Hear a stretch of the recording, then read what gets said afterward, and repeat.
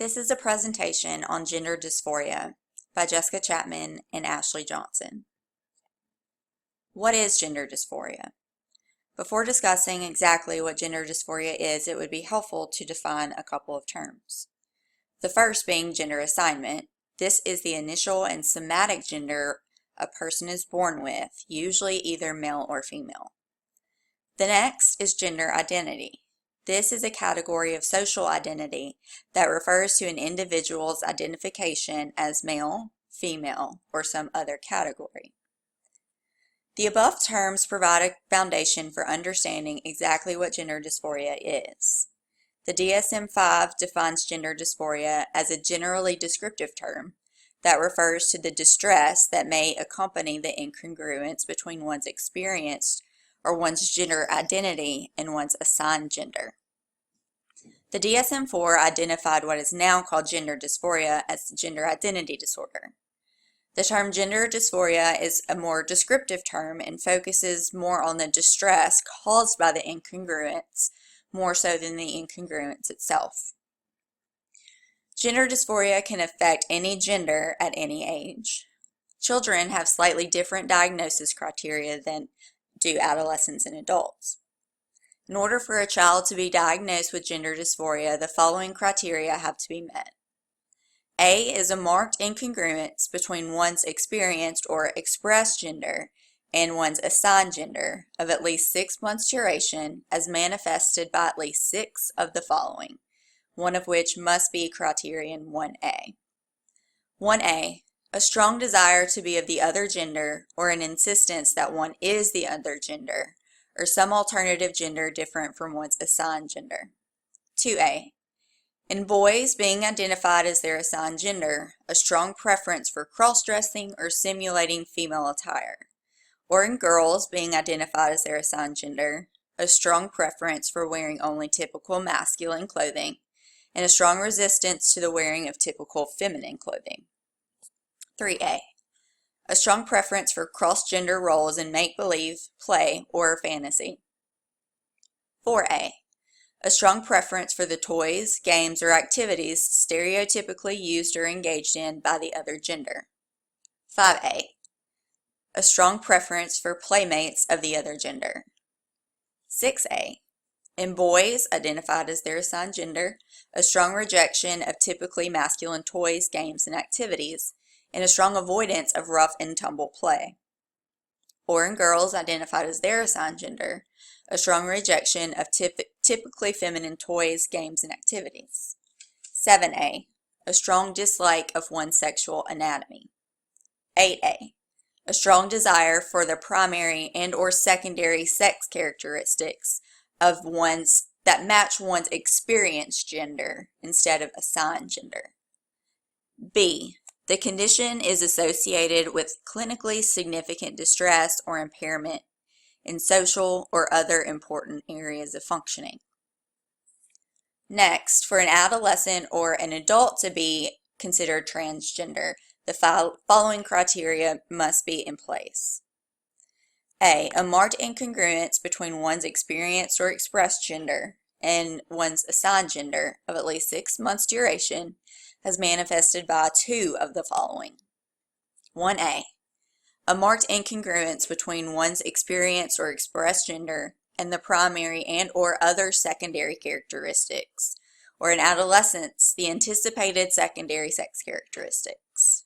2A, a strong desire to be rid of one's primary and or secondary sex characteristics because of a marked incongruence with one's experienced or expressed gender, or in young adults, a desire to prevent the development of the anticipated secondary sex characteristics. 3A, a strong desire for the primary and or secondary sex characteristics of the other gender. 4A, a strong desire to be of the other gender, or some alternative gender different from one's assigned gender.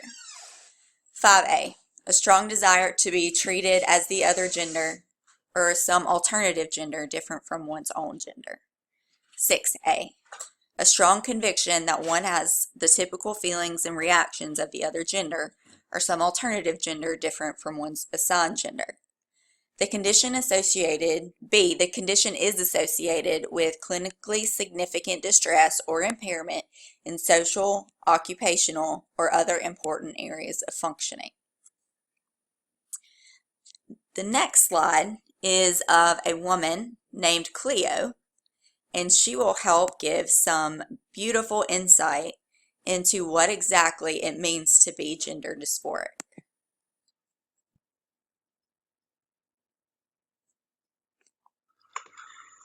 Hello everyone, this is Cleo C, and in this video I'm going to be talking about something that is quite difficult for me to talk about, and this is dysphoria and body image.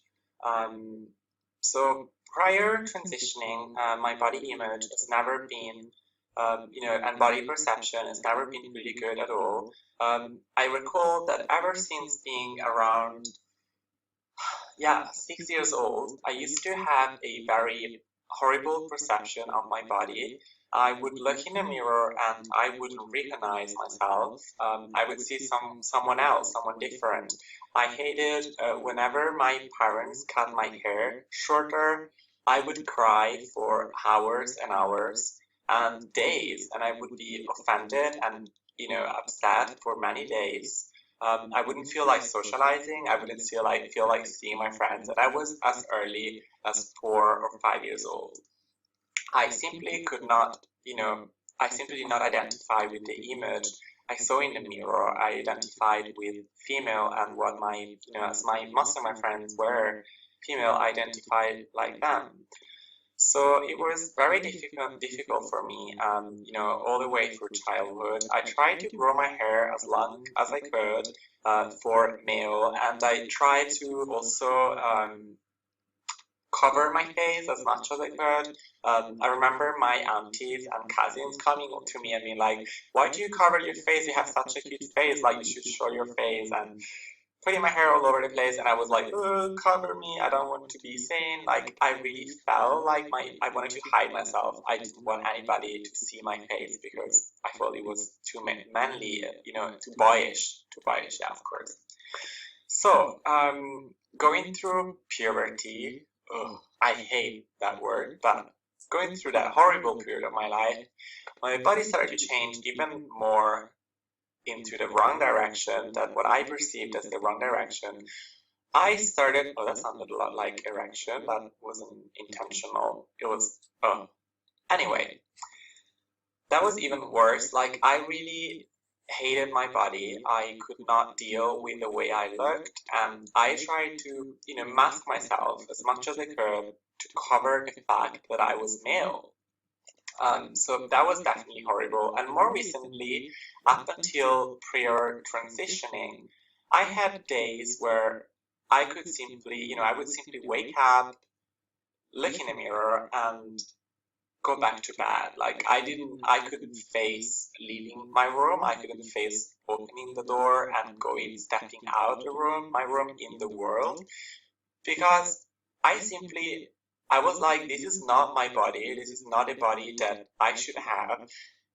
I cannot leave and meet people and go to, do whatever I have to do while using this body that is not mine, like while being inside of this body that is not mine. Like, it was too difficult. I would look at myself in the mirror. I would see, whether it was facial hair or whether it was my Adam apple, which is still very prominent, or, other things, or my shoulders, my intimate areas, anything, I would just feel that that was not my body. So sometimes I would be like, okay, you have to keep strong, you still have to do what you have to do, go out, but sometimes I just simply couldn't deal with it. It would make me feel extremely depressed. It would make me feel suicidal as well. I really struggled a lot with that. Like, sometimes simply seeing myself would make me hate my body to the point of actually feeling suicidal. So that was all really bad. And I think that it is still difficult sometimes, but it has improved a lot ever since transitioning. Starting transition, obviously. So, now that I present myself for what I am and what I perceive myself as.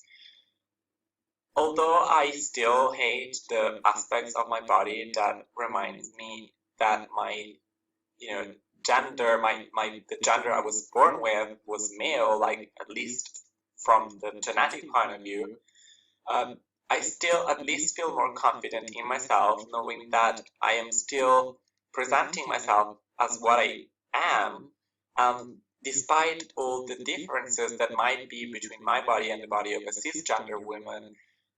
I still embrace it a lot more now that I know that I can do and I am willing to do something about it. But as long as it was too difficult for me to even face the problem, I felt even worse because I knew that I hated it. I knew that I needed to do something about it, but I didn't have the courage to do anything. Therefore, I felt completely blocked and crystallized inside this body that was mine, and it was absolutely awful. So I've read and heard a lot of stories of people with dysphoria, and it is a really horrible thing to go through. Like, imagine every single day not seeing yourself in the mirror, and it's very alienating. Like, after a while, it becomes very alienating. You don't know how to present yourself to people. You don't want to make many friends, to be honest. So I really just want to say that, body image affects people hugely. And it's not only transgender people that have issues with body image. All people can have that, whether it's about any perceived or real flaw about your body, or whether it is, simply because something that people have been bullying you for. It is very heavy to go on without doing anything about it. So I think that the most important thing when it comes to perception of your body is to really try and to be proactive and do something about it. So it sounds easy, but it's not. Like, it took me years to find the courage to come out, and I can imagine for any person, whatever it is that is making you hate your body and your image, whether it's something that is just perceived by you or whether it's an actual real problem, there's still something you can do about it. And whether it is a journey of embracing yourself for what you are, or whether it's a journey on possibly changing certain things, because you can't change everything, and I don't feel it would be fair and it would be good for you to change everything about yourself. But whatever your journey is going to be, the important thing is to start somewhere, and baby steps, little by little, bringing yourself towards the person that you want to be. And this could also just be as simple as accepting yourself, and I think that's really much the start. So what I really want to say is that, I just wanted to speak about my experience, what my experience has been like as a, gender dysphoric transgender individual. But I think that everyone can see themselves into that and have experienced similar or different ways of hating their bodies. And I think we all struggle with that, and it is a very important thing to talk about, and it shouldn't be felt as something to be ashamed, because people are ashamed of admitting to have a problem with themselves. I don't think they should. I don't think anyone should. So I hope you found this video helpful in some way, and I'll see you for my next video.